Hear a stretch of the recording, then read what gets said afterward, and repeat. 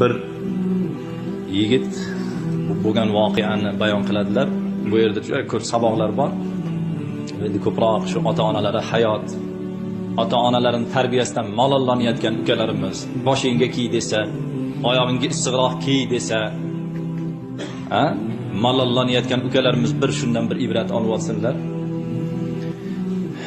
Men juda bir yaxshi o'quvda o'qirdim deydi. Va o'qiganlarning ichida ham oliy ma'lumotli bo'lib, yaxshi bir diplomni qo'lga kiritib oldim deydi.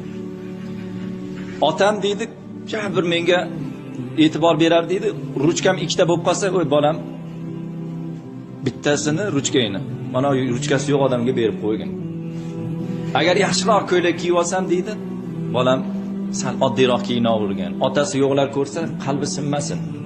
Meni ham otam bo'lganda shunaqa ko'ylak olib berardi deb dili vayron bo'lmasin, oddiyroq kiyin dedi deydi. Oshxonani chiroq yoqilib qolsa deydi, bolam chiroqni o'chirib qo'y, isrof bo'ladi derdi. Darsxonada o'tirib chiroqni yoqib uxlab qolsam, kirib chiroqni o'chirib, bolam chiroqni o'chirib keyin uxlagin derdi.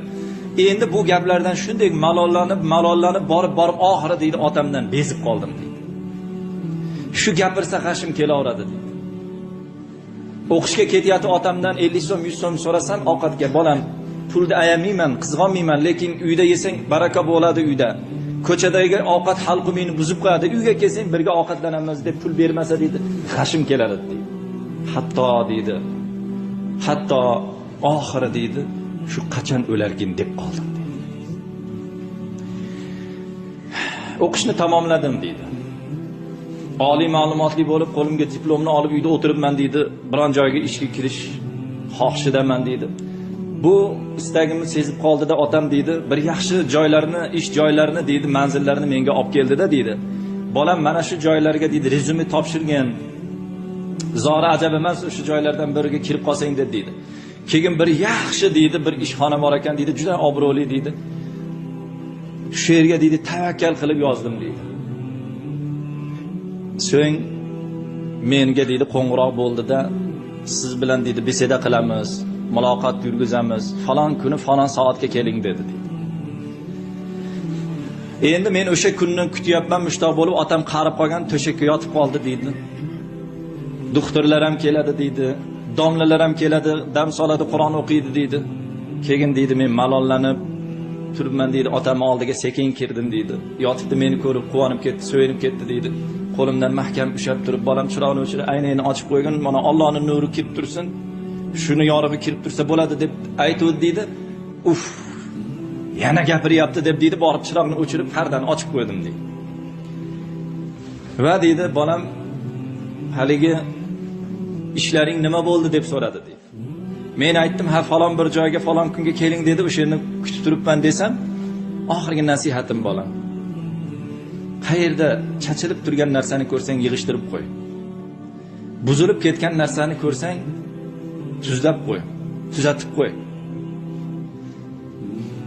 Bir evirsib turgan narsani ko'rsang shuni saranjonlab tartibga keltirib qo'y. O'zingga yaxshi bo'ladi dedi. Yana g'ashim keldi deydi. Yana g'ashim keldi deydi. Otam shu yotibdi endi deydi, og'ir to'shakda deydi. Kunlar o'tdi, keyin hali aytilgan kun soati yetib kelib deydi, haligi joyga bordim deydi. Endi deydi, juda bir mashhur deydi. Mashhur bir korxona deydi. Ancha odam kira olmasib deydi. Qarasam eshigini bo'lti bo'shab qolibdi deydi. Endi dedim deydi, men boshqa joyga kelib olmadimmi? Shunday obro'lik deydi, ishxonani eshigini bo'lti bo'shab qoladimi deb deydi, haligini qatirib qo'ydim deydi. Shundoq kirsam deydi, Musul faqir og'anab yotib, ichidagi qog'ozlar chachilib yotibdi deydi. Otamning nasihati esim keldi, bo'pti, endi shuni qilib qo'y deb turg'izib, musullarni qayta haligiga solib qo'ydim deydi. Keyin deydi, qarasam aynaklar ochiq deydi, chiroqlar yoqib turibdi, chiroqlarni o'chirdim deydi. Eshiklar ochiq yotdi, eshiklarni yopib qo'ydim deydi.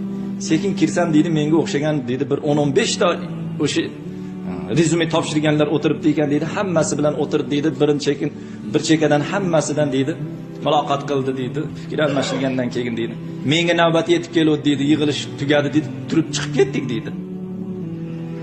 Obbo dedi, menga dedi bir savol ham bergan yo'q, mendan hech narsa so'ramadi, endi meni olmabdi-da deb sekin eshikka chiqib ketyapsan. Siz o'tirib turing dedi. Deb o'tirdim deydi. Hamma chiqib ketdi deydi. Ishxonaning rahbari menga qarab deydi, biz deydi bu mas'uliyatli ishga tadbirkor, tejamkor, e'tiborlik, ziyrak, tarbiya ko'rgan, o'zini ishini ustasi bo'lgan bir ishchini izlab yuruvdik. Hamma yoqqa kamera qo'yib qo'yganmiz.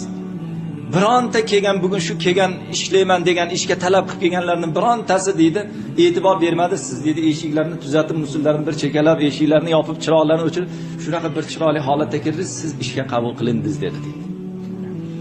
Haligi joyda otamning gapini eslab, alhamdulillah deb shosha-pisha endi borib shu xursandchilikni otamga yetkazib qo'y. Qachondan kelsam bo'ladi? Falon kundan keling dedi. Yurib deydi, uyga chopib kelyapman deydi.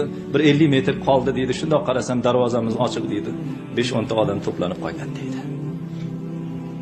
Kirsam chiroqni o'chirib olam. Eshikni yopib yurib olam.